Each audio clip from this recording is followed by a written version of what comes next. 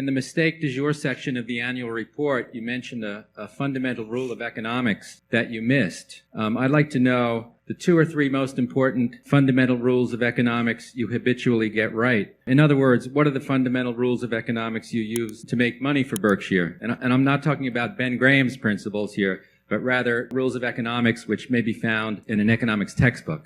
We try to follow Ben's principles in terms of the attitude we bring toward both investing and in buying businesses. But the most important thing what we're trying to do is we're trying to find a business with a wide, long-lasting moat around it, protecting a terrific economic castle with an honest lord in charge of the castle. In essence, that's what business is all about. I mean, you may want to be the lord of the castle yourself, in which case you don't worry about that last factor. But what we're trying to find is a business that for one reason or another, it can be because it's the low-cost producer in some area. It can be because it has a natural franchise, because of service capabilities. It could be because of its position in the consumer's mind. It can be because of a technological advantage. Any kind of reason at all that it has this moat around it. And then what we have to decide is all moats are subject to attack in a capitalistic system. So everybody is going to try. If you've got a big castle in there, people are going to be trying to figure out how to get to it.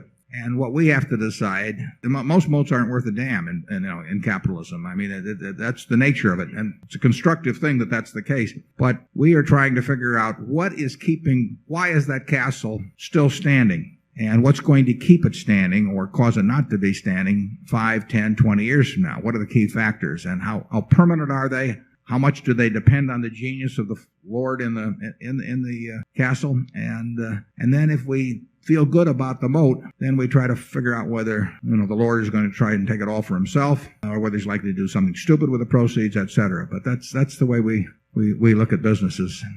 Charlie, you want to add anything?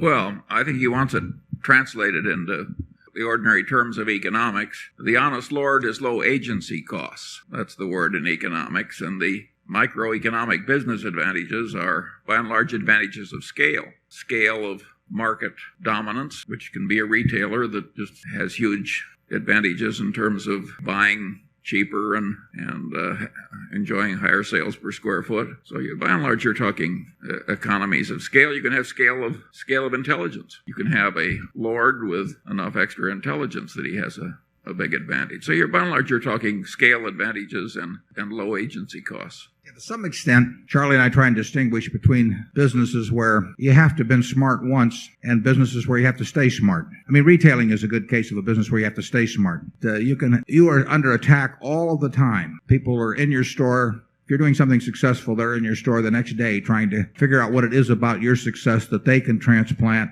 and maybe add a little something on in their own situation. So you cannot coast in retailing. There are other businesses where you only have to be smart once, at least for a very long time. There was once a Southern publisher who was doing very well with his newspaper, and someone asked him the secret of his success, and he said, monopoly and nepotism. And I mean, he wasn't so dumb. I mean, he didn't have any illusions about himself. And if you had a big network television affiliate station 30 years ago, there's still a major difference between good management and bad management. I mean, a major difference. But you could be a terrible manager and make a fortune, basically, because the one decision to own the network TV affiliate overcame almost any deficiency that existed from that point forward. And that would not be true if you were the first one to come up with some concept in retailing or something of the sort. I mean, you would have to be out there defending it every day. Ideally, is you want terrific management at a terrific business, and that's what we